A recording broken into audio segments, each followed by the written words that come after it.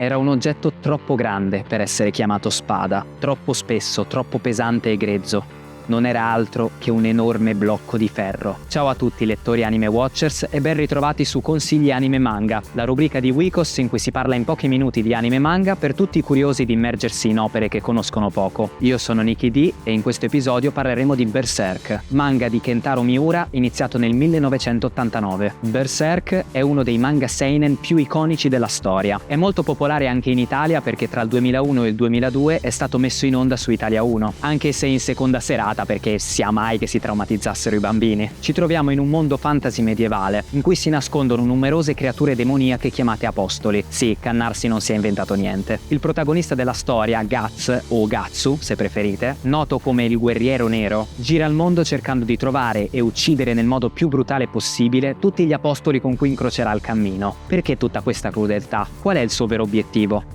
A voi scoprirlo. Partiamo dal presupposto che, essendo un seinen, è particolarmente pesante e violento sotto tutti i punti di vista, ma come spesso accade con le storie tra virgolette deprimenti, diventa una delle opere più motivazionali che esistano. Berserk racconta una delle più grandi rivalse dell'essere umano, che nonostante tutto quello che ha passato, non si lascia scoraggiare da nulla e nessuno e continua per la propria strada. Allo stesso tempo però anche i fan lo considerano un manga dalla qualità altalenante, che passa da saghe impareggiabili ad archi narrativi più lenti e meno accattivanti, nonostante sia sempre molto chiaro dove la trama vuole andare a parare. Inoltre è anche una di quelle opere che ha avuto numerose pause, soprattutto negli ultimi anni per colpa delle condizioni di salute dell'autore, fino a purtroppo la morte dello stesso nel 2021. L'opera adesso è stata presa in carica dai suoi assistenti, che sanno come continuarla e portarla a termine per via delle indicazioni dell'autore. Anche questa cosa ha diviso molto alcuni dei fan. Quindi, con tutte queste premesse, vale ancora la pena leggere Berserk? Assolutamente sì. In primis, il disegno di Miura è considerato uno dei migliori della storia manga. Alcune delle tavole sono dei veri e propri quadri, che sembrerebbero impossibili se pensati per la piccola pagina del manga. E secondo me il motivo principale per cui andrebbe recuperato è la sua influenza. Numerosi altri mangaka sono stati in qualche modo influenzati dall'opera. Praticamente ogni manga dark fantasy vi prende spunto. Per esempio Goblin Slayer, che oltre ad avere un'atmosfera che ricalca molto quella di Berserk, ha anche un personaggio che è chiaramente un richiamo a Guts o Gatsu. Anche Isayama, l'autore di Attacco dei Giganti, ha dichiarato di essersi ispirato ai personaggi di Berserk. In particolare, Eren è basato su Gatsu e Mikasa è basata su Casca. In generale, se in qualsiasi manga, anime o videogioco uscito dopo Berserk qualcuno dei personaggi è tenebroso e porta dietro uno spadone enorme, è quasi sicuramente ispirato a Gatsu. E se invece c'è un personaggio molto affascinante che ha dei sogni utopici, è ispirato a Griffiths o Griffith. Poi, come molti videogiocatori sapranno, tutti i lavori di Hidetaka Miyazaki, direttore della trilogia Dark Souls, Bloodborne, Elden Ring, eccetera, contengono numerose citazioni a Berserk. Manga o anime? Allora,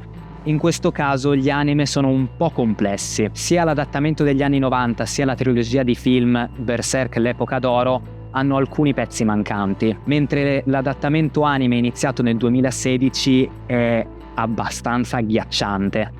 È fatto con una grafica 3D veramente brutta che rende tutto molto finto e macchinoso, quindi se non volete perdervi proprio nulla è meglio il manga. Vi consiglio di recuperarvi almeno la saga dell'epoca d'oro, che comprende i primi 14 volumi del manga, i 25 episodi della serie degli anni 90 e la trilogia di film sopracitata, e poi valutate voi se continuare la lettura. E anche per questa volta abbiamo finito. Fatemi sapere nei commenti cosa ne pensate. Se non l'avete visto o letto ditemi se vi siete incuriositi, se invece l'avete visto o letto ditemi che cosa ne pensate di questo pilastro della cultura orientale e scrivete se avete altre richieste su altri anime e manga di cui vorreste sentire parlare. Non dimenticatevi di seguire Wikos su tutti i social, Facebook, Instagram, X, TikTok, Twitch e YouTube, e fate un salto anche su tutte le altre rubriche. Ricordatevi di seguire sempre il sogno, e con questo arco di consigli anime e manga abbiamo finito.